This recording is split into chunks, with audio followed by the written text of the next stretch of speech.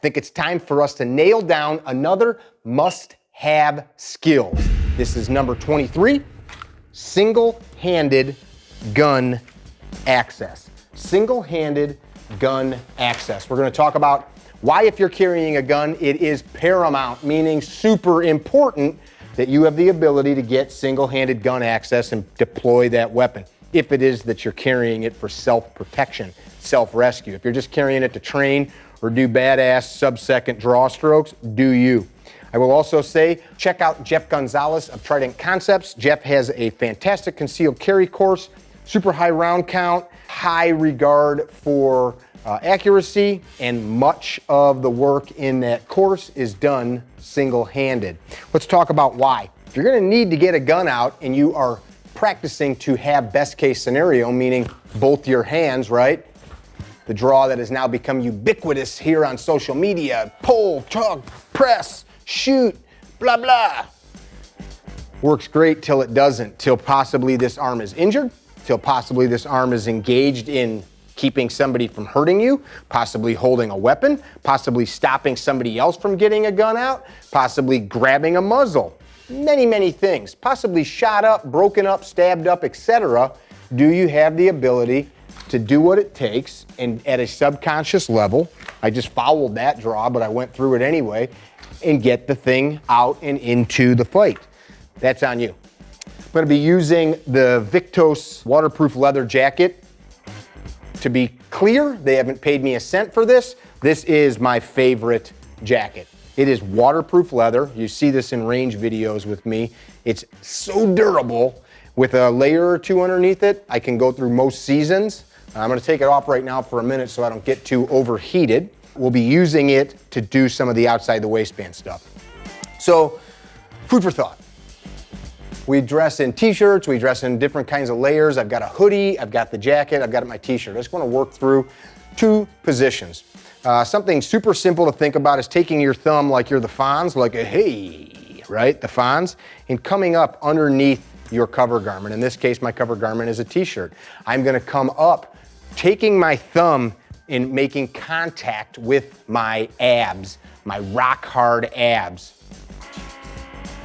I'm gonna come underneath the shirt, up, and I am gonna rotate over. So I'm making an L, up, over, up, over, up, over.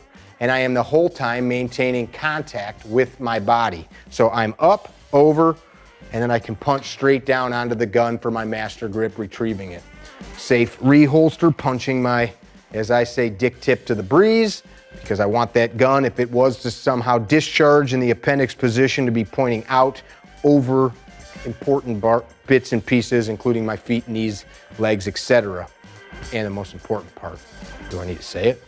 So again, under, thumb is riding against my body, make that L, punch down onto the gun. If you've got a proper holster, this is a Vedder LightTuck with my Boresight Solutions P365 XL. A lot of plugs there for my friends.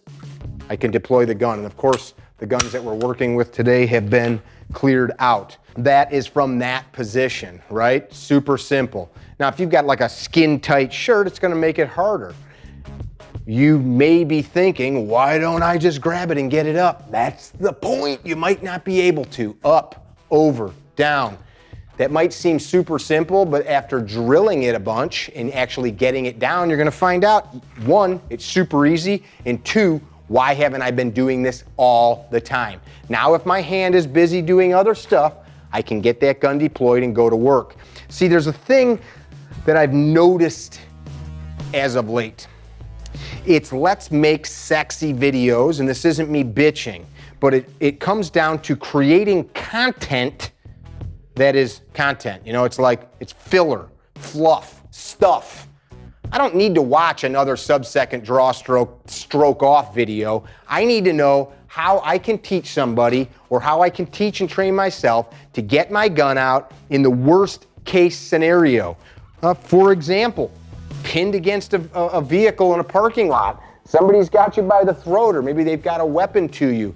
You know, we watch all of these awesome tutorials or breakdowns on violence, but oftentimes we forget to immerse ourselves in that moment.